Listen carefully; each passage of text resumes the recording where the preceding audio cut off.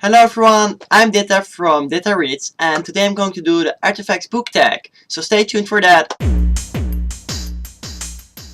So this is like the second time I'm tagged for a tag, and it's really exciting because first I was like, well, if I really like a tag I can just do it, but now I'm actually tagged, so that's really nice. And I was tagged by Natalie from NatalieSue25, I will link her down below, so thank you for tagging me. And I think it will be fun. The tag was originally created by Maddie and Bree from Heart Full of Books or something like that. I kind of lost it right now. I think that was it. But I will link their video down below, so that will be alright. It did take me a bit long before making this video, but here I am. So let's get started. So the artifact tag, there are 10 different artifacts from different books and they all got a question attached, so I'm going to answer them right now. So the first one is a Horcrux, and I'm going to read the question that is, what book is part of your soul and you can't imagine living without? And here I have like a Horcrux, the locket, and I wanted to show it because I think it's pretty awesome.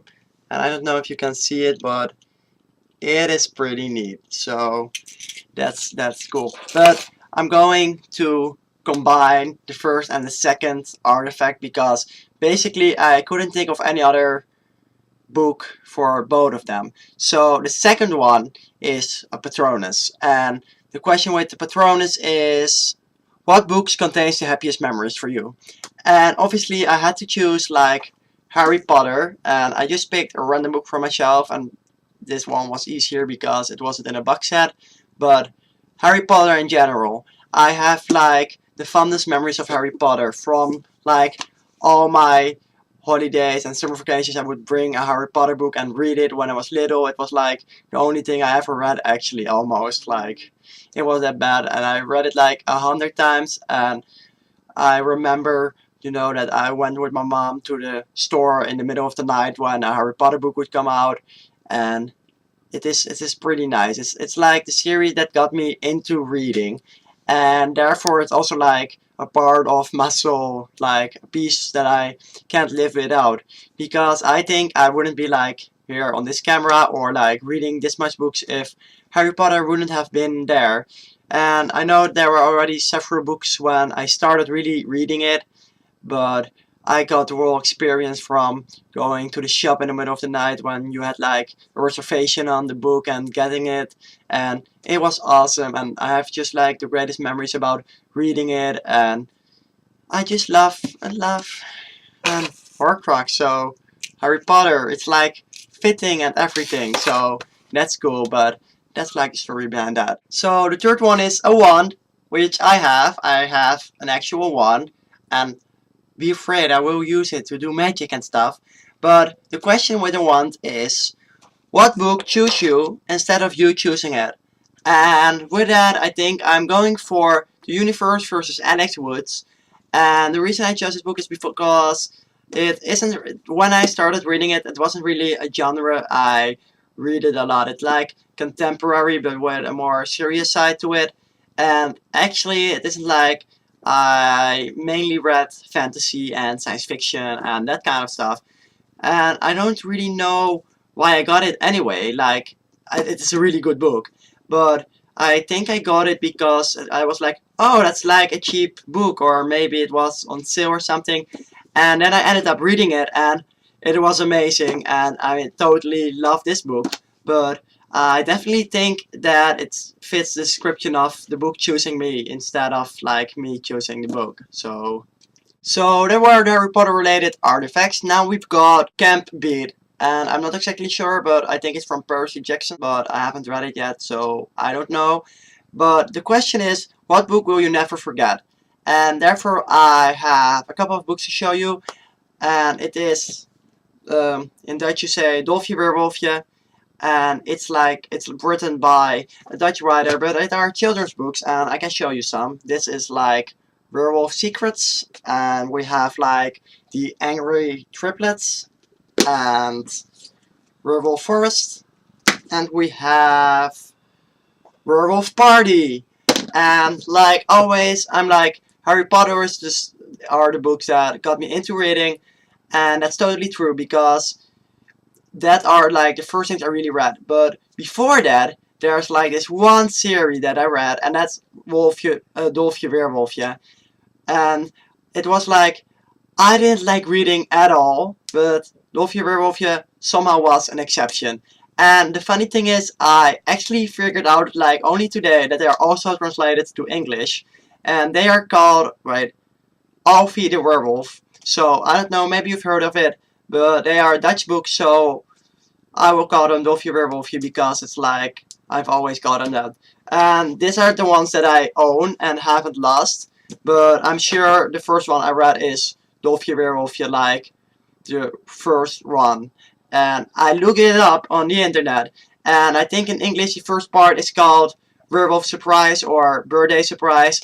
And in that book he finds out that he's a werewolf at his birthday or something. But it like, I hated books, but these books were the exception, and it isn't that these books necessarily got me really into reading, because I did only read it like sometimes because I like these books, but I actually was like, I don't like anything else. But therefore I will always remember these books because they are practically like the only thing I read when I was very little, until I was like the age that I read Harry Potter and started reading more books like fantasy and stuff for fun. So that's that one. Number five. So then we have Angelic Ruin. And the question with that one is, what book opened up a whole new world for you? And with that one, I'm not going for Harry Potter because I already had Harry Potter. I'm going with The Wizard's First Rule by Terry Goodkind. And this is a Dutch version, but this is the first book of an 11 book series. And then there are also like more books, but I've started this book and it's in a fantasy world, so a whole new world which it opened for me. And it's also the start because like I have 11 books of this, and like also some books that are also in the same world. So it opened a whole new world to me, and it's like a series I really love, and it's great with magic and wizards, but all a bit in a different way than I read before, and it's great. I really recommend it. Terry Goodkind, look it up. It's like the Dutch version, so it doesn't look like the versions you will have, but give it a try if you like high fantasy. I really loved it. The Mockingjay Pin from the Hunger Games. And the question with that one is, which is a book you always return to because it's such a comfortable read? And honestly, I feel really bad because I chose the Hunger Games and the artifact was from the Hunger Games, but honestly, it really is like a book I can go back to and reread a lot. And I was like, I can just say things as they are because I really love this book and I love the writing style. So that's it. 7. District. And the question is, what book contains a profession you would like to have? And therefore I chosen Unravel Me by Tara Maffei.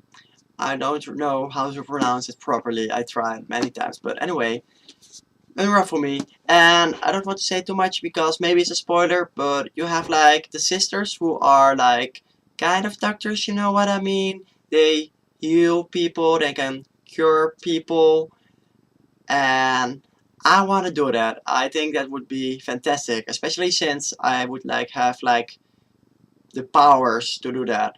So that's it. Faction from, Divergent. The question is, what book represents part of your personality?